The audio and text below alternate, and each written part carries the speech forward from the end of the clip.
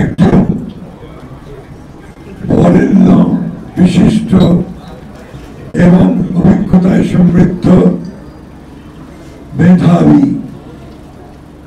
ব্যক্তিত্ব, যিনি একাধারে একজন অত্যন্ত মেধাবী ছাত্র ছিলেন, যিনি একাধারে একজন অত্যন্ত সফল শিক্ষক ছিলেন এবং একজন বিপ্লবী রাজনীতিবিদ ছিলেন।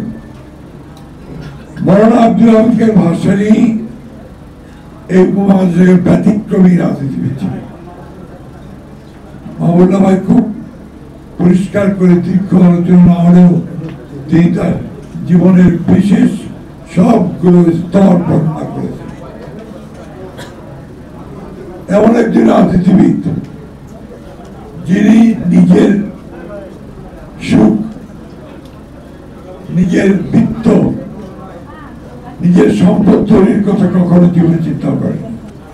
অর্থাৎ আমি নিজের কথা বলছি যে তার জীবন যে কতটা সহজ এবং স্বাভাবিক ছিল এবং একেবারেই সাধারণ মানুষের মতো ছিল, এটা ওটা না দেখলে টের পাওয়া যেত না। এই দেশের কৃষক, শ্রমিক, কামার, কুমার, মেহনতি মানুষের জন্য সংগ্রাম করেছেন, লড়াই করেছেন। যে তিনি যে কথাগুলো বলতেন বড় ভাষায়, এটা একমাত্র সমাজতন্ত্রীরা বলতেন, বামপন্থীরা বলতেন। তিনি বলতেন যে এই দেশে সাধারণ কামার, কুমার, কৃষক, শ্রমিক, মেহনতি মানুষের উন্নয়ন ছাড়া কোনো উন্নয়ন হতে পারে না, যেটা ছিল তার সঠিক বক্তব্য। কখনো এই দুটোর মধ্যে বিরোধ দেখতে পাননি। তিনি বলতেন ইসলাম কখনো সাধারণ মানুষের বিরুদ্ধে বলে না, তাকে ঠিক রাখতে বলে, এবং ইসলামের যে আপনার অর্থনৈতিক বিধানগুলো আছে সেটা সাধারণ মানুষের কল্যাণের জন্য।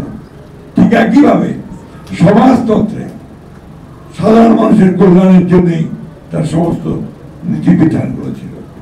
এই জন্য তিনি বলতেন ধর্ম, কর্ম, সমাজতন্ত্র, তিনটে জেনারেশন আমাদের ব্রিটিশ ভারত, পাকিস্তান এবং বাংলাদেশ, এই তিনটি সময় তিনি কিন্তু যতদিন বেঁচে ছিলেন প্রচন্ড দাপটের সঙ্গে তার অস্তিত্ব প্রমাণ করেছেন। এখানে হঠাৎ করে পুলিশের গুলিবিদ্ধ একটি লাশ আসলো, সেই লাশটির চলে দেখে তিনি বললেন আর কোনো কথা নয়, ভায়োলেন্স, ভায়োলেন্স, ভায়োলেন্স, তিনটে শব্দ উচ্চারণ করেছিলেন এবং সমস্ত ঢাকা শহর সহ সারা দেশে এইভাবে সারা বিশ্বেই কিন্তু তার একটা প্রভাব ছড়িয়ে পড়ছিল তার রাজনীতি।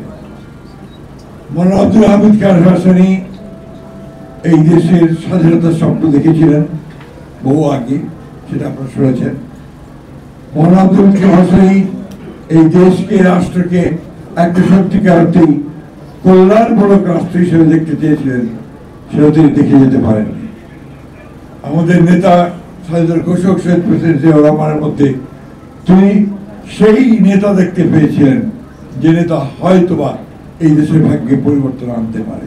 আমাদের মৌলানা আব্দুল হামিদ খান ভাসানীর বই পড়া উচিত, তার জীবনী পড়া উচিত এবং তাকে আমাদের ফলো করা উচিত।